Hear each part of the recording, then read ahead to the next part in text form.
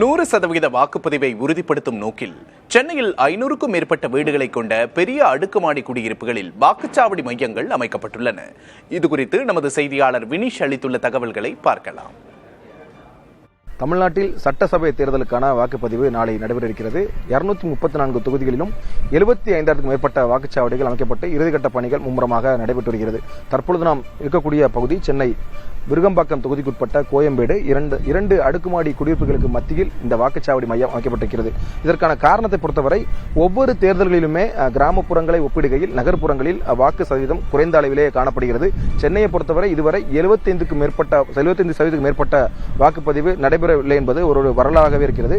இதை மாற்றக்கூடிய வகையில் தான் இந்த முறை முக்கியமாக இருக்கக்கூடிய 500க்கும் மேற்பட்ட குடியிருப்புகள் இருக்கக்கூடிய ஒரு இடத்தில் தற்பொழுது வாக்குச்சாவடி மையத்தை தேர்தல் ஆணையம் அமைத்திருக்கிறார்கள். அரசு பள்ளிகள் கல்லூரிகளில் எந்த அளவிற்கு வாக்குச்சாவடி மையங்கள் அமைக்கப்பட்டு கண்காணிக்கப்படுமோ அதே அளவிற்கு தான் இந்த அடுக்குமாடி குடியிருப்புகளுக்கு மத்தியிலும் போலீசாருடைய தீவிர கண்காணிப்பில் இந்த வாக்குச்சாவடி மையம் அமைக்கப்பட்டிருக்கிறது. ஒட்டுமொத்தமாக இந்த அடுக்குமாடி குடியிருப்புகளை பொறுத்தவரை தமிழகம் முழுவதும் 14 இடங்களில் இந்த அடுக்குமாடி குடியிருப்புகளுக்கான வாக்குச்சாவடி மையத்தை தேர்தல் அமைத்திருக்கிறார்கள்.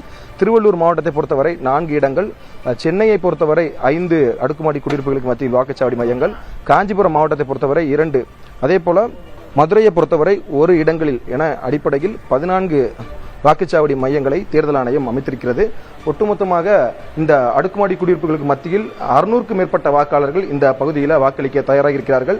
ஒவ்வொரு முறையும் வாக்குப்பதிவு சராசரியாக 70% குறைந்த அளவில் சென்னையில் பதிவாகக்கூடிய நிலையில் தேர்தல் ஆணையம் ஒரு முன்னெச்சரிக்கை நடவடிக்கையாகத்தான் இந்த வாக்குச்சாவடி மையத்தை அடுக்குமாடி குடியிருப்பாளர்களும் எளிதில் இந்த வாக்குச்சாவடி மையத்தில் வந்து வாக்கை பதிவு செய்யக்கூடிய வகையில் அமைத்திருக்கிறார்கள்.